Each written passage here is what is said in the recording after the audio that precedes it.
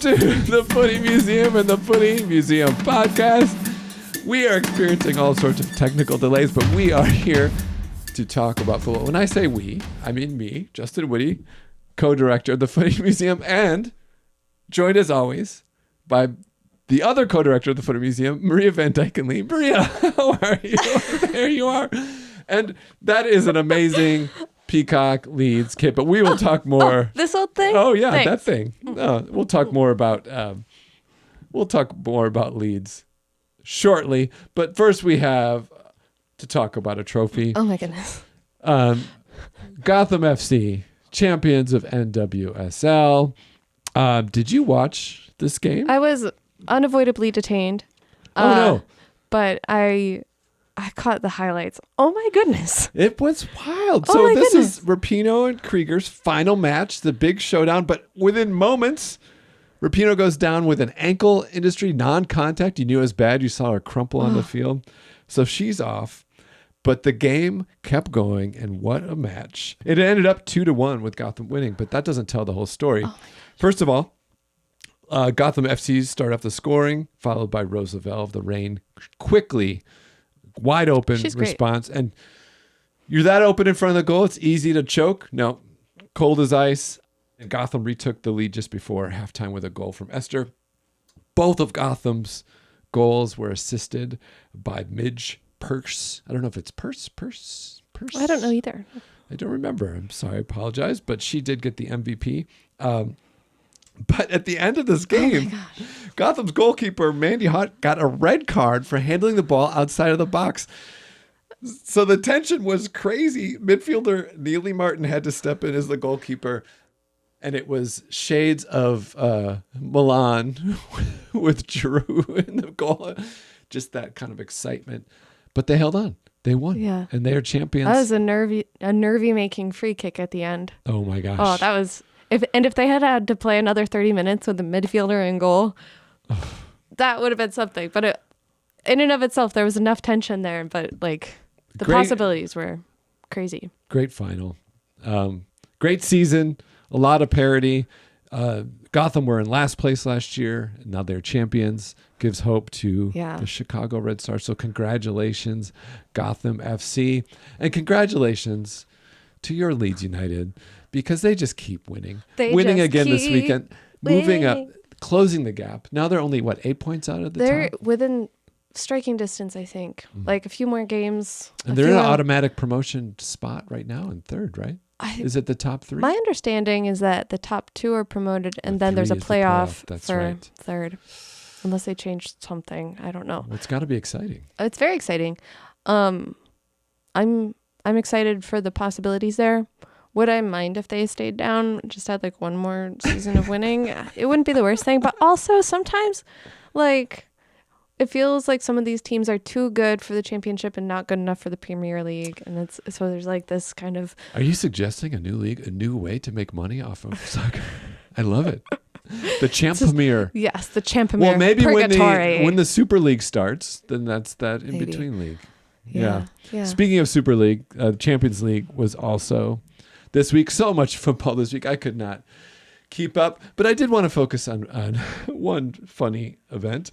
So during the Manchester City Young Boys game, Erling Haaland was approached by a Young Boys player, Kamara, for a jersey swap at halftime. What? Not even for the game. And a visually kind of perturbed Haaland agreed. And all the press was uproar out of the lack of etiquette. And the reason I really bring it up, because the person they were asking about was the coach of Young Boys, who is, of course, Raphael Wicke, former Chicago Fire head coach, who could not cut it, or actually was not given enough time to cut it in Chicago. Now he finds himself in the Champions League, and it just proves that we cannot have nice things. Oh, look at that. He's so handsome, too. With that jawline. I know, former player. And it's just, the wind is always blowing. That's why his hair's just drop back like that. Also in the Champions League, did you see the Dortmund game?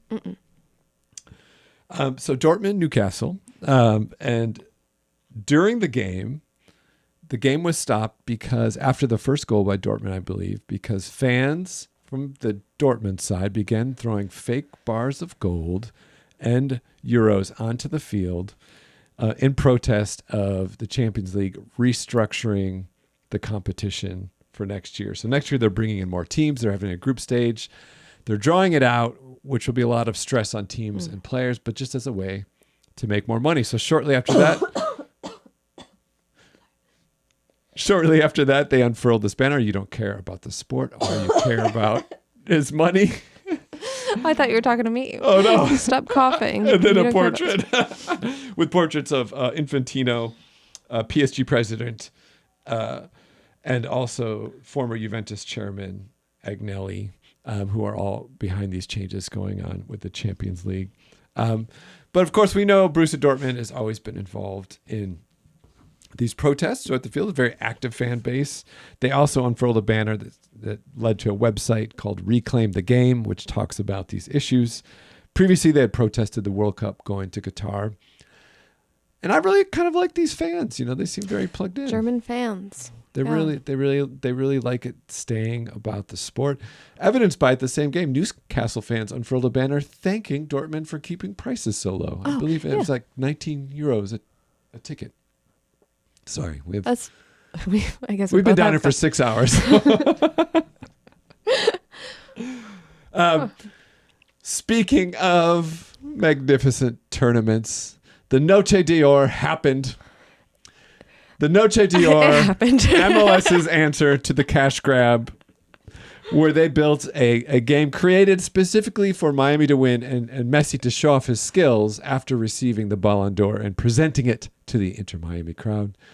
The event happened. Miami played, and they lost 2-1. Two teams who didn't make the playoffs. Two teams in the midst, just hours before an actual playoff game. I hope this is not a trend, and I hope kind of the embarrassing nature of this nips it in the bud, because I have a feeling they're going to try to make as much money off Messi as possible. What do you think about this? What did you watch any of it? I did. I watched a little bit. Oh, did you? I watched some of the first half. I saw New York City's first goal. Me and Jeremy had a big laugh. Yeah. And we didn't come back to it after the half. So, what do I think about just this? Have the award. Just have him present the trophy to the fans. Don't make up a game that's supposed to be about him showing off. Send overpriced tickets while you're in your playoffs, like, because then the next morning, like even on Good Morning America, they talked about Messi and this present thing and didn't even talk about the playoffs. You're undermining your own. Yeah. I don't know. Yeah, it's a narrative. Is it because ownership and broadcasting and player contracts have become too muddled together? Is it there's too many? Don't know. My one thing that really gets me about it is for years MLS had to try to get out of the shadow of being this retirement league where it was just built about these superstars. They didn't care about the game because of what they did do early on with Beckham and players like that. And finally, it was getting to a point where they're attracting really strong young talent who saw it as an appropriate step to Europe. And the quality of the game was going up. Now, Messi comes, you're not going to say no. I understand. No. But I feel like they've reverted whole hog back into it, like where everything he does, even though he doesn't make the playoffs, let's make him his own playoff game. You go to the website, it's all Messi. I mean, they didn't make the playoffs. Cut it up. Focus on your own playoffs. Anyway, Noche d'Or is now the Footy Museum term for any cash grab in world soccer. Speaking of the playoffs, they continued. There were several third round games, and now all but one of the conference semifinals are set. Columbus and Atlanta play tonight. But to follow up on last week's playoff news about our favorite player, Matt Miazga, apparently after his on-the-field antics that earned him an additional yellow card after taunting the Red Bull fans, after the game, he forced his way into the referee's locker room. Oh, my God. And had to be supposedly removed by security. And I just think, like, Miazga, cut it out. He may be facing huge fines, potential bans. And also, if I'm Cincinnati, do I want someone like this on my team? It's not good. It's not a good look for somebody who wants a full career. Like, how old is this kid? I don't know. He's going bald, but he's still pretty. But also, it's like, And he's arguing, you gave me a yellow. I was just showing my love for the fans. No, you were taunting them. It was so obvious. Anyway, Matt, it's not a good look. Also, this week, USL announced a multi-year deal with CBS. They will be much more visible across all the platforms. And CBS also signing a multi-year deal with NWSL. So maybe MLS is starting to get a little competition. And we have actually a wonderful guest today who can help us talk about that. Someone who has firsthand experience with USL. So why don't we jump into that interview? Whoosh. Maria, are you familiar with Keyworth Stadium? I don't believe I am, no. Well, it's really interesting because it was the first WPA project completed in the state of Michigan. Really? And it's just an 8,000 seat stadium in the city of Detroit. But Franklin Roosevelt attended its opening because it's kind of this example of what the WPA can do. Like how, if you empower a community to build its own infrastructure and take care of itself, what can be accomplished. And I bring that up because that's an appropriate home to the Detroit City FC. Do you know this team? I believe I made a reference to them a couple weeks ago without actually really knowing that much about them. So DCFC is currently in the USL, and they have developed one of the most distinct supporter cultures in the country. They are known for smoke, among other things, but also great TIFOs, banners, and a lot of just ardent support. And they've really distinguished themselves on the American landscape. And we are so lucky because today we get to speak to someone who's really instrumental in that supporter culture. We'll be speaking to Joe Novak, who is part of the Northern Guard supporters group. And he's going to tell us all about the amazing things that they have going on there. So I'm just going to go ahead and bring in our guest today, Joe Novak. Joe, welcome to the Footy Museum. Hey, happy to be here. Hi, Joe. It's so great to have you. First of all, I congratulate all supporters who support teams that are in the playoffs in any manner. And I want to congratulate your team on a great run, even though the season ended a little earlier than you'd like. But congratulations on another great season. Thanks. It ended earlier than we'd like, but later than we thought it would. So, you can't That's be great. too mad about that. That's great. Yeah. As a Fire fan, the season's always end earlier than you like, but exactly where you expect them to. Although Maria's also a Leeds fan, and she's kind of experiencing a renaissance. Yeah. It turns out if they go a tier down, then they're great. They're great. They're winning. They're too good. So, Joe, you may or may not know this, but Maria and I are actually both from Michigan. We grew up in different generations, but both grew up in Grand Rapids, Michigan. And I grew up kind of knowing Detroit as the place we would go to Tiger Stadium. I knew the suburbs through like the Henry Ford Museum. But also I think I knew it like a lot of people around the country where there was a negative kind of story that's been built up around the city, right? And I think that you saw that a lot, and there was a sense that you stayed away from Detroit, even in the state. Well, since that time, Detroit has really shown through a lot of levels, like through music, through art, through what you guys are doing with the team, how kind of the pride and resilience of the city planted in such kind of a fertile creative ground has grown so many amazing, unique, and idiosyncratic cultures. And with that understanding of Detroit, I'm curious how you think that Detroit really shapes Detroit City FC, and to everyone else in the country who's maybe not familiar, how would you describe what this club is? Well, I think, Detroit has, like you said, it has a very distinct culture, but there's a lot of layers to it, and one of the things that I think makes Detroit City FC uniquely Detroit is that when they started, it wasn't like USL granting a franchise or MLS or whomever, whatever league, just coming in and saying, hey, we've got a millionaire who wants to start a soccer team, and, here you go.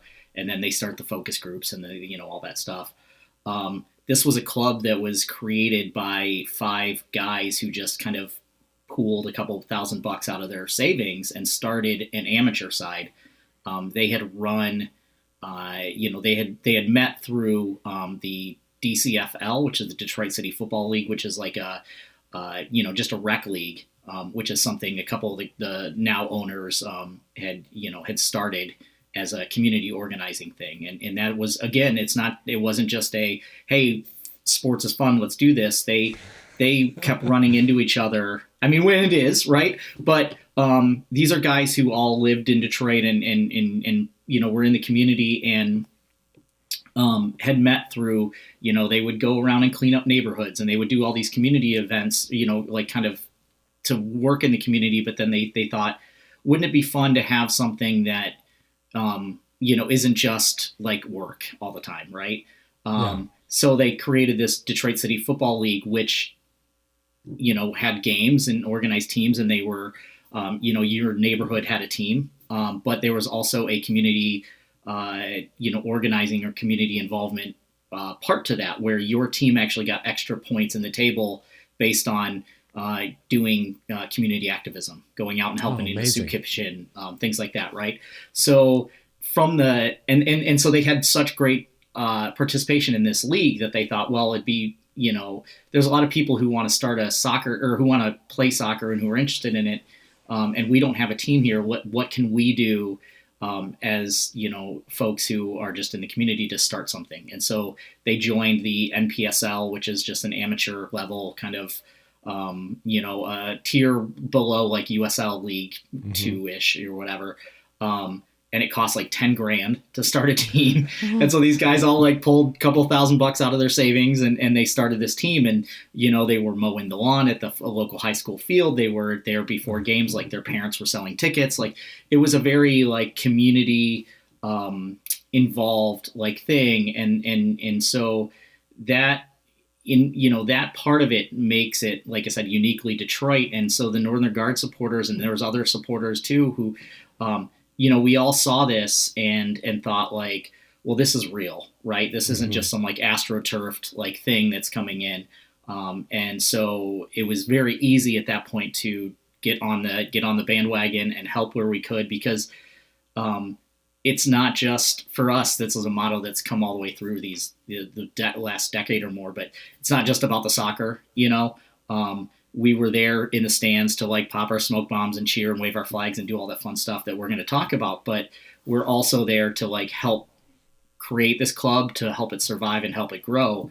And so there's a ton that goes beyond that, we felt even before the ownership stake and all this stuff that we were able to buy into years later, felt a sense of ownership of this club. And that's very important to folks from Detroit, where, we have a little bit of a chip on our shoulder because like you said, a lot of people have written us off, you know what I'm saying? So, and we feel kind of on our own. And so it's like, well, it's not going to get done unless we do it. And so that's kind of what we're all about from the club perspective, from the supporters perspective, and then just from a community perspective as well. That's amazing.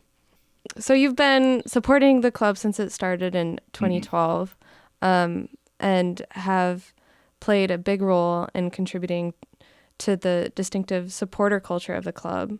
I was going to ask what initially attracted you to the team, but I feel like you answered that question. So I'm more curious about like was the start of the supporters group simultaneous with the growth of the team, or like with the start of the team, or how did that kind of take shape in the beginning? Yeah, so we had founders there, Ken and Gene Butcher, who are like our, they're the guys who started these brothers who had started the supporter group way back in the day, and they grew up playing soccer. They grew up here in the city, and they had read in the paper, one day that, hey, this team is coming, and they thought, hey, we should, this is cool, like let's get in on this, and so they showed up to, I think like the very first like scrimmage at, like a park in Detroit. And they screen printed all these flags, and they were just handing them out. And they were like, we want to get on this and like make it, as authentic as we can just from the jump. I believe one or more or both of them at one time lived in Portland and had been involved in the Timbers Army, and so they had like the background and they knew kind of what a really exciting atmosphere was like, and so they were really determined to help bring that to our hometown. And so so these guys, and then they from the start they met folks there, and then they started organizing online before, and then by the first game, there was a good crowd of folks. I jumped right in, and I've been hooked ever since. So right from the get-go. That must be crazy for a player to just be like, yeah, we're gonna play a scrimmage, right. And then there's a whole set supporters group already in the wings just waiting. We're going to look at some of the things that create the atmosphere in a minute, but what I found fascinating in preparing to talk with you today is a lot of info you shared with us, but also that we found that talks about the history of the game in the city. So even though it's only been 11 years since Detroit City FC formed, there is kind of a unique history of soccer in the city, and they're the kind of stories that you really associate with football clubs around the world, like unexpected connections, crossovers, weird business choices being made. I think a few things that stand out, like obviously we mentioned in Keyworth Stadium, the history of that space, which is amazing. But also like the first black player to play for Celtic is from Detroit. And I believe that your MVP award is named after him. Is that right? That's right. Yeah. Gil Heron, who's, the Revolution Will Not Be Televised guy from the 70s, his son, I think it was his son. So they're from he's a poet, but so Gil Heron was, he was a soccer player here and played on teams in, the 30s or 40s or what have you, like way back. And then, he was the first black player to play for Celtic. And then, so his nickname was the Black Arrow. So that's our amazing. MVP award is named after him. Yep. And then, of course, you, as a club, DCFC has a very interesting relationship with a Belfast club. And is this, if I pronounce this wrong, I apologize, but Glentoran FC, how would you say that properly? Nailed it. You nailed it. That's Glentoran perfect. FC. Yep. Do you want to explain that connection? Because I found that not only how that came about fascinating, but the ongoing relationship really wonderful. Yeah. So in the 60s, they were starting the original NASL. And at the time, I think there was a competing soccer league starting, and I can't recall what the acronym for that one was. But these two leagues were basically racing to get started, right? And who can get in first and get the audience. And so the other league, they were doing it the regular way. They're finding players, they're building teams, they're doing whatever. And the NASL decided to get started and let's just go, because I think they were actually decided to move it up a year or something like that. They just went over to Europe and all over and just went, okay, we're just going to write your team a check. And in the summer, you all just come over here and play, and we're going to call you this other thing, right? And so there were teams from England and France and Italy and Spain and whatever, and but all over the country, New York and California, and I think there was one in Chicago as well, who are basically, renamed versions of, Leeds or whatever. I don't know that Leeds was one, but Glentoran, who is in Belfast at the time, they're historically one of the best teams in the Northern Irish League, and at the time they were playing European football. They were very good, and so they came to Detroit. And I think this thing only lasted one season. But so anyway, so for this one crazy year, the Belfast, Glentoran was the Detroit Cougars.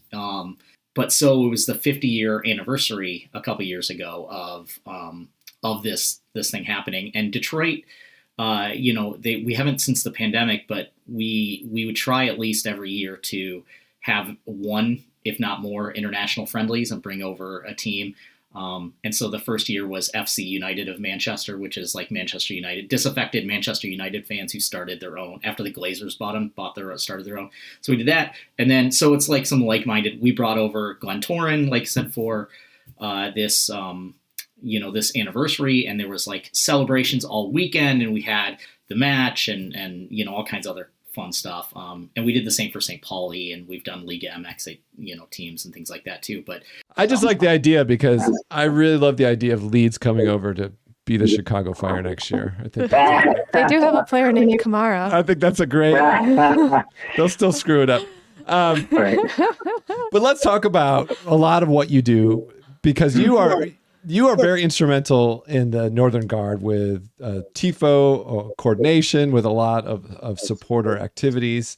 And I'm amazed by when I watch games or see footage or pictures from what you guys do in that stadium. It's really one of the top TIFO banner environment, like supporter environments in the country. It's so energized. It's so energized, but also the design and scope and variety of the TIFO and banners that you're creating, I think really stand out and are very impressive. So here's you, in case you're curious, wearing the incorrect Michigan sweatshirt. I should point out, I'm not a state grad. I happened to be on the road for work, and it got cold. And I went to Meijer, and that was the cheapest hoodie they had. And so now it is my paint hoodie because I do not care. I could not care less about Michigan State. We don't really follow college sports either. I just, but we thought maybe we would look at some of the work that's done, and you could just walk us through and maybe explain a little bit.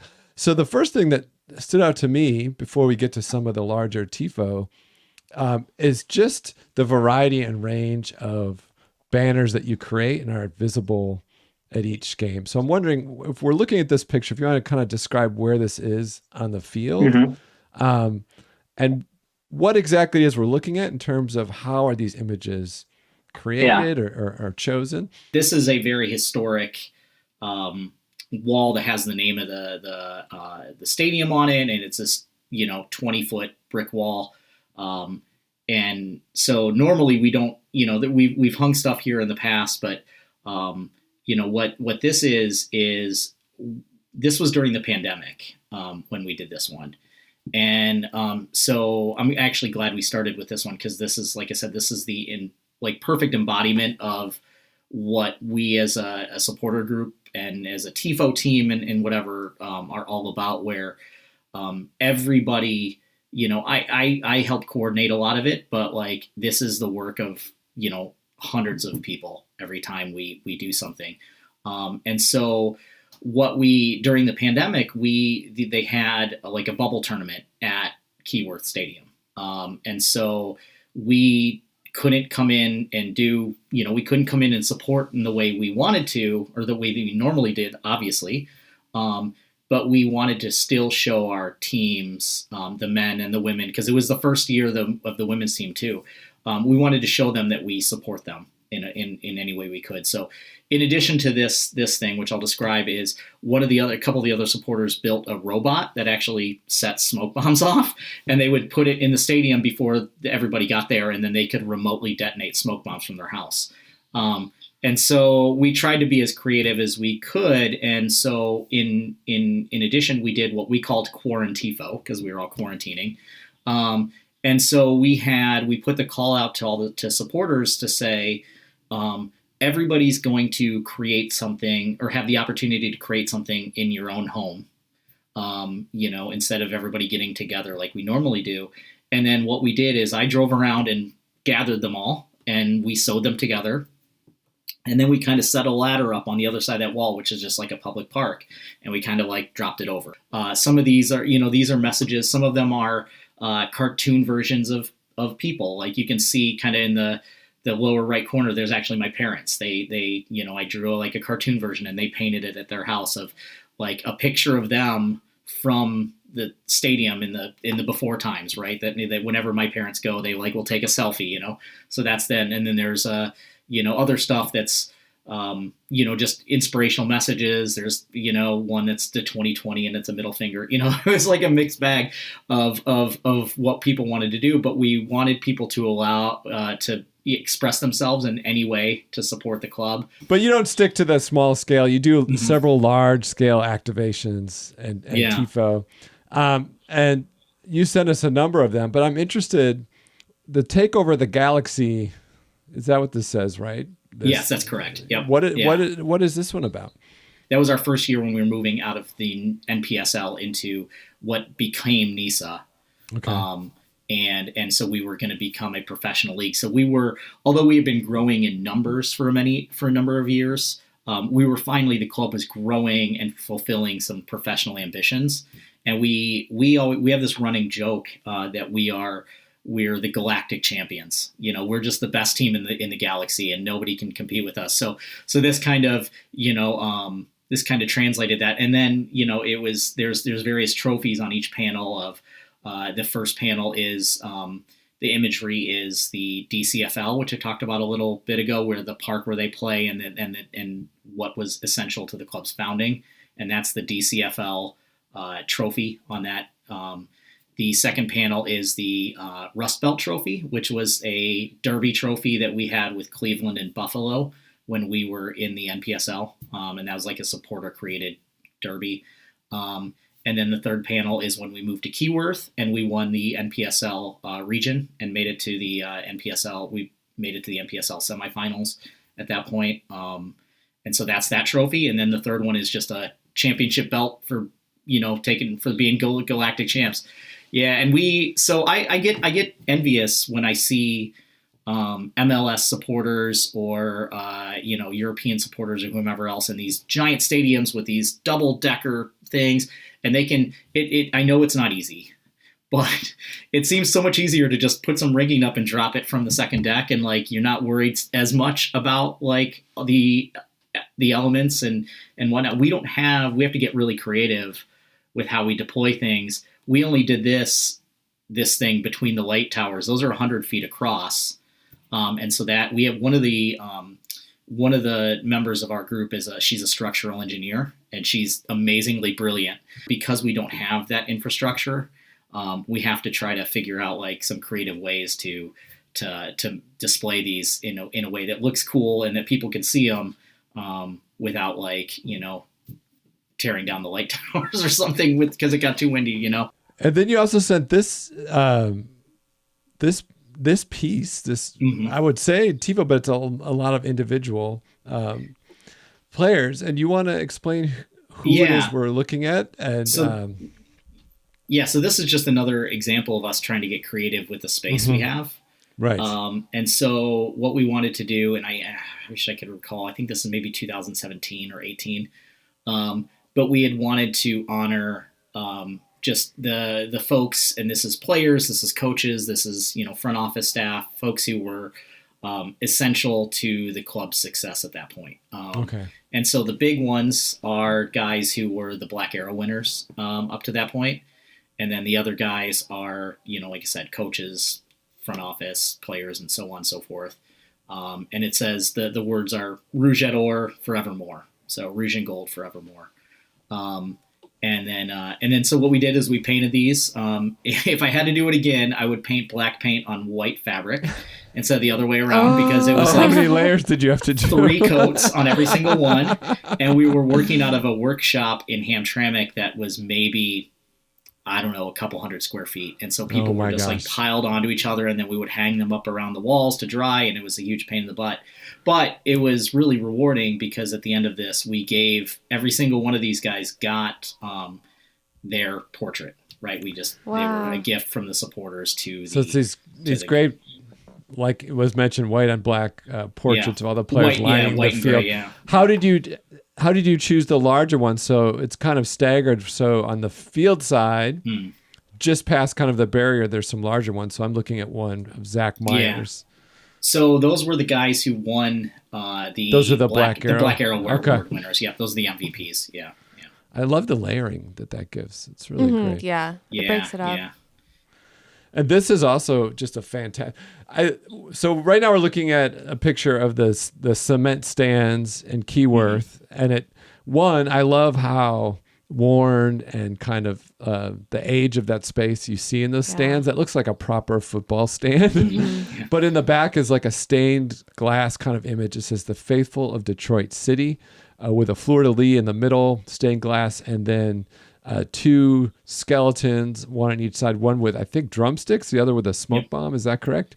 That's correct. Yeah. So this is another kind of trick we've done to work with the space as we set up this big frame. So the wall behind the supporter stand is 10 feet tall, I think, and then we extended it with this PVC frame so that it's about 15 feet tall, and so we could put this on the back there. And we've done this several times. In the case of this one, we had, I guess it was last year, our first ESPN game. So we'll do a TIFO for the men's opener and the women's opener, and then if there's special kind of things, we'll do stuff. And then in this case, it was our first nationally televised game, like on not just on ESPN Plus, but like on ESPN, right? Or I think it was on ESPN2, but it was supposed to be Good Friday.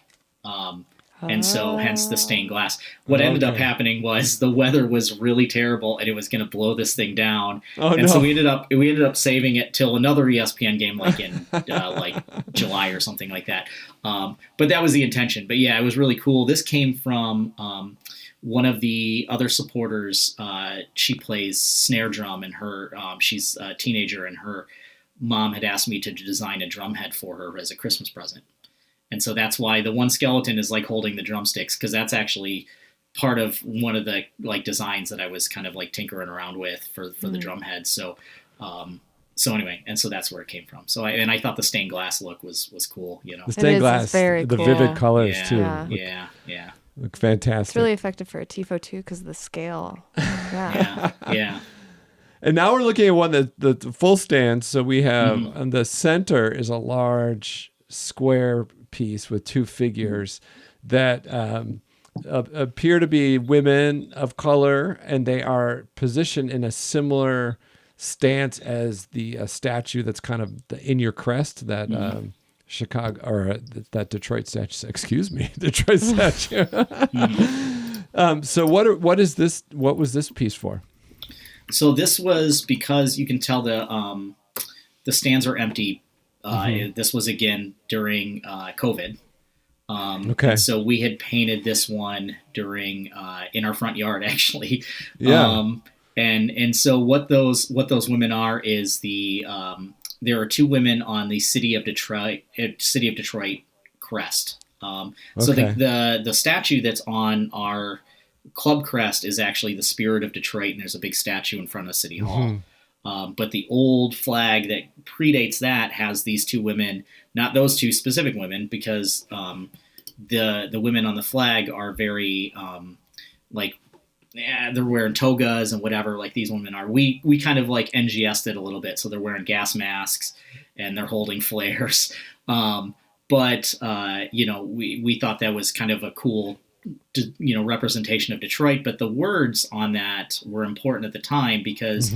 And I just had to Google it just to make sure I say it correctly. But the motto of the City of Detroit, and it's on the flag in Latin, it says, "We hope for better things. It shall arise from the ashes." And so that's what those words on that say. And then during COVID, we thought like, well, that's a good message to all remember as this crazy stuff is going on. So.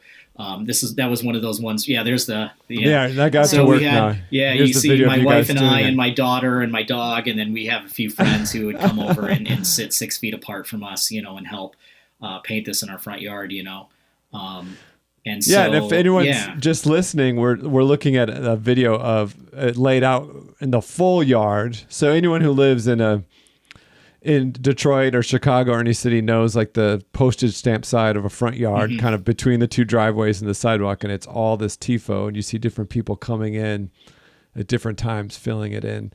And then once it's done in your yard, where does it go?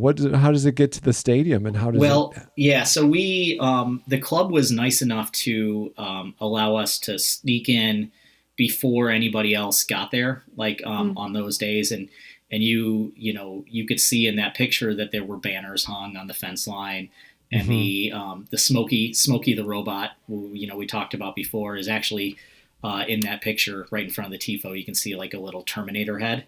Okay, yeah. And so they would allow us to come in and set the banners up, and then we would all go home and we would watch the game. And then we would come back and take it all down. What do your neighbors think when you've got all that laid out in your yard? So, like, are they curious? Are they peering through the shades? Like, the first time we did it, my neighbors absolutely thought we were lunatics. They absolutely thought we were crazy.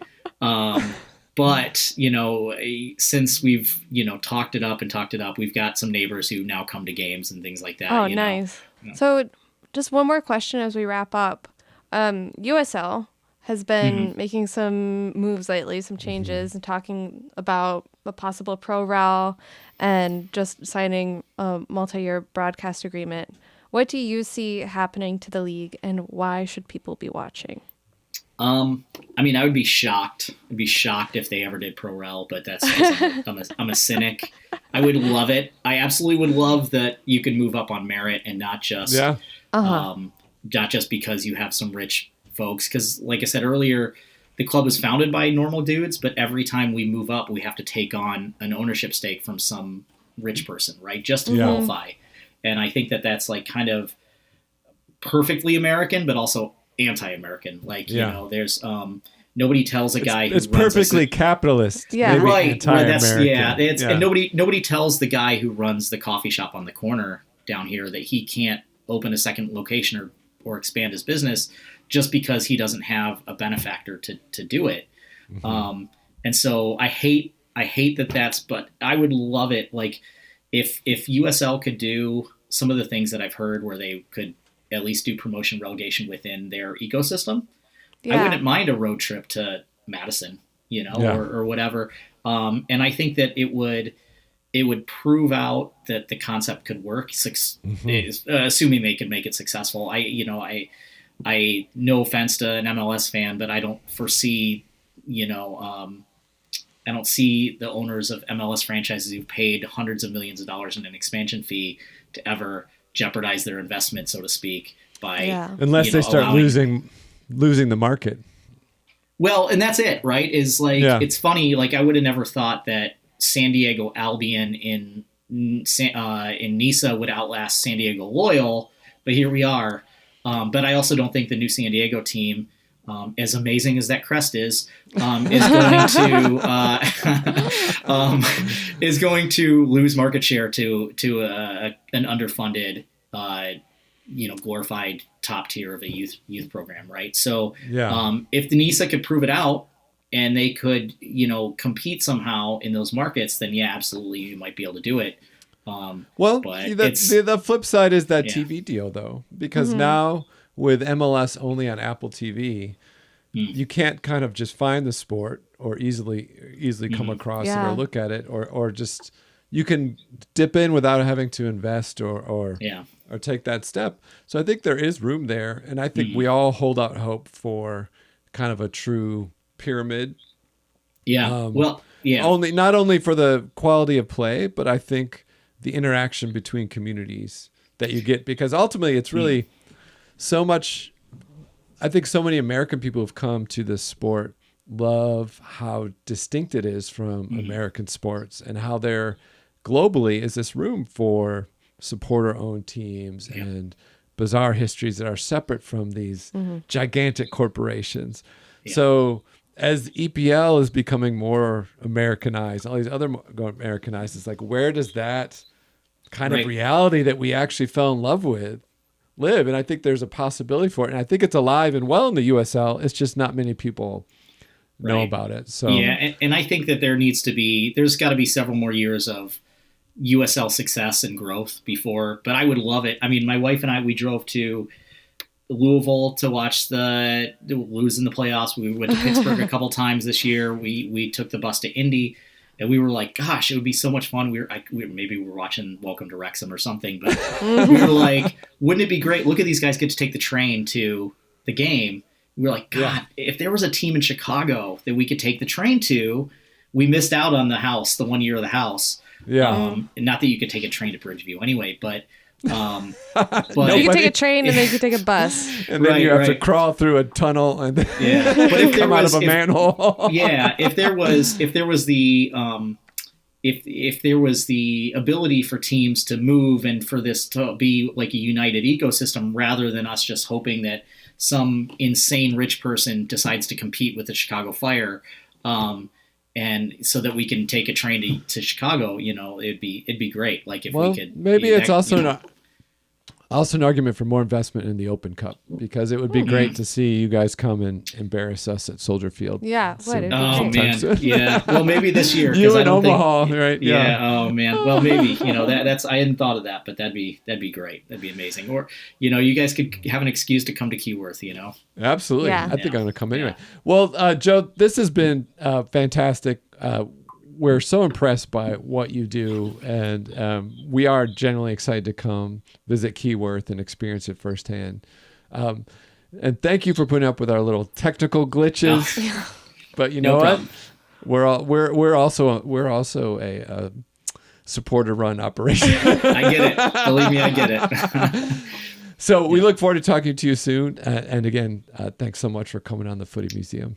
No problem. Happy to do it. What a great interview.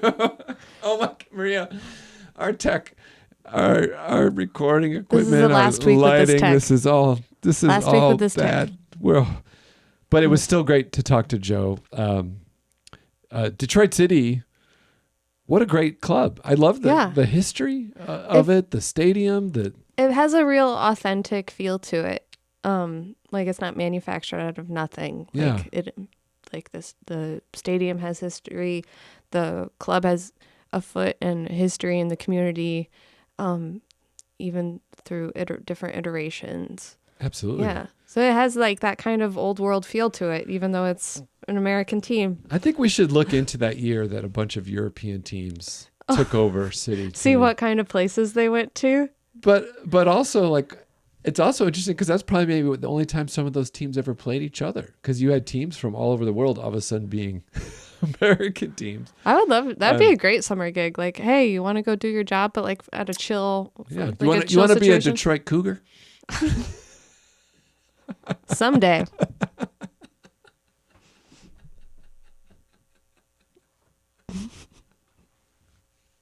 On that, thank you for listening and watching to another technically flawless episode of the Footy Museum. Thank you so much to Joe Novak and the Northern Guard for taking part. Please check us out on our social, the Footy Museum. We're trying to build an audience on Threads because we don't believe in X. So if you find us there, please follow us, and on Instagram and Facebook as well. Anything else, Maria? Like and subscribe. Like and subscribe. Oh, that's such a great kit. Okay. Peacock.